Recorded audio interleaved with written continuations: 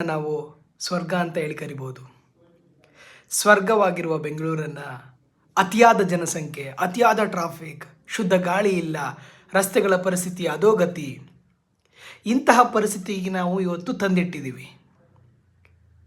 ಅದು ಒಂದು ಕಡೆ ಆದರೆ, ಮತ್ತೆ ಬೆಂಗಳೂರು ಪಕ್ಕದಲ್ಲಿರ್ತಕ್ಕಂತಹ ಬಿಡದಿಯನ್ನು ನಾವು ಗ್ರೇಟರ್ ಬೆಂಗಳೂರು ಇಂಟಿಗ್ರೇಟೆಡ್ ಟೌನ್ಶಿಪ್ನ ಮಾಡಲಿಕ್ಕೆ ನಮ್ಮ ಕಾಂಗ್ರೆಸ್ ಸರ್ಕಾರ ಹೊರಟಿದೆ.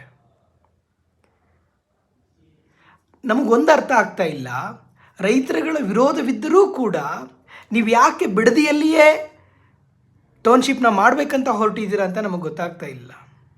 ಉತ್ತರ ಕರ್ನಾಟಕದಲ್ಲಿ ಜನ ಕಾದು ಕುಳಿತಿದ್ದಾರೆ, ಬನ್ನಿ ನಮ್ಮಲ್ಲಿ ಟೌನ್ಶಿಪ್ಗಳನ್ನ ಮಾಡಿ, ನಮ್ಮಲ್ಲಿ IT ಕಂಪ್ನಿಗಳನ್ನ ಓಪನ್ ಮಾಡಿ ಅಂತಂದು ಹೇಳಿ. ಆದರೆ ಅದಕ್ಕೆ ನೀವು ಅವಕಾಶ ಮಾಡಿಕೊಡ್ತಾ ಇಲ್ಲ.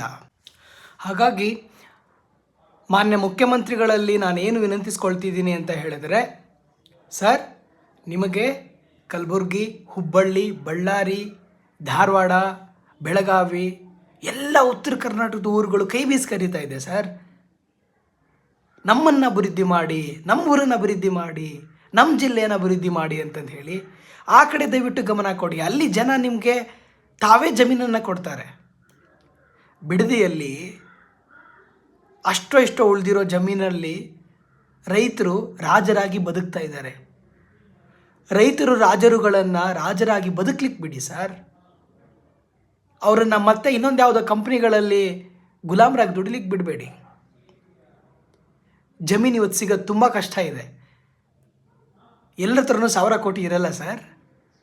ಇರೋ ಒಂದು ಅರ್ಧ ಎಕರೆ ಜಮೀನಲ್ಲಿ ಏನೋ ದುಡಿದು ಬದುಕ್ತಾ ಇರ್ತಾರೆ. ಅವರನ್ನು ಹಾಗೆ ಬದುಕಲಿಕ್ಕೆ ಬಿಡಿ. ದಯವಿಟ್ಟು ಈ ಟೌನ್ಶಿಪ್ನ ಬಿಡಬೇಕು ಅಂತಂದು ಹೇಳಿ ಮಾನ್ಯ ಮುಖ್ಯಮಂತ್ರಿಗಳಲ್ಲಿ ಮತ್ತೊಮ್ಮೆ ನಾನು ವಿನಂತಿಸ್ಕೊಳ್ತೀನಿ. ಧನ್ಯವಾದಗಳು.